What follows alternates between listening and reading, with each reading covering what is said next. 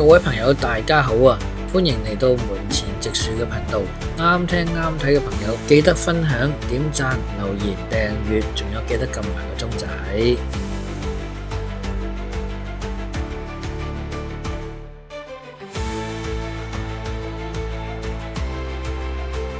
上一集講到策劃火炭謀殺案嘅兩父子，因為想教訓下蛤蟆東，點不知個刀手出手太重，搞出人命。佢哋就係76歲嘅老豆，人稱謙叔，同埋佢個仔47歲嘅文新泰。文新泰活躍喺佐敦，係紫藤嘅人。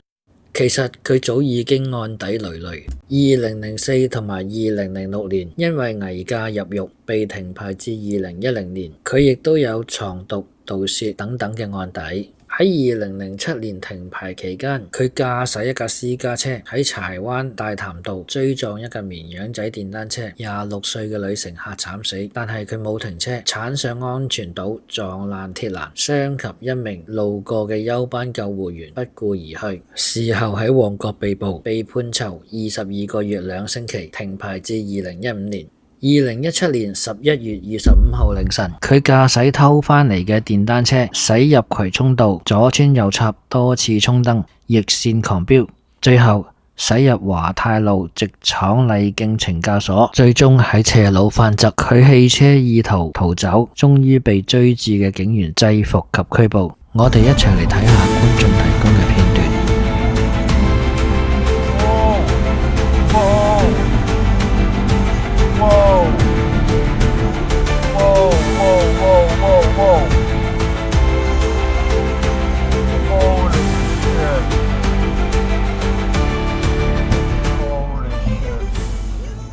喺2018年1月13號，大角咀家福中心3樓嘅一個住宅單位起火，造成4人受傷。警方調查之後，以涉嫌縱火拘捕單位嘅戶主，就係當時39歲嘅文新泰。佢因為事前不滿女友經常喺外面通宵達旦，當晚就透過 WhatsApp 同女友爭執。第二朝女友返到屋企又再次爭執，姓葉嘅女朋友就大被擁過頭瞓覺，費事睬佢。文新泰聲稱外出之後，單位就離奇起火啦。姓葉嘅女友亦都一度危殆。事件中另外仲有3個人受傷，包括一個18個月大嘅女嬰。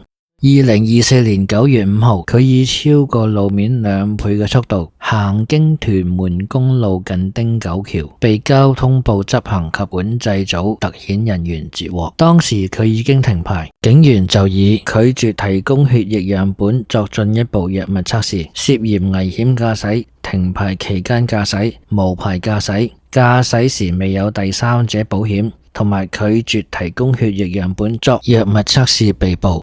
所謂細時偷針，大時偷金，有咁嘅老豆就有咁嘅仔。佢兩父子呢世人都未犯過謀殺案，就等林定國同廣大市民一齊見證香港嘅法律啦。好啦，今日講住咁多先，有乜睇法歡迎留言分享，拜拜。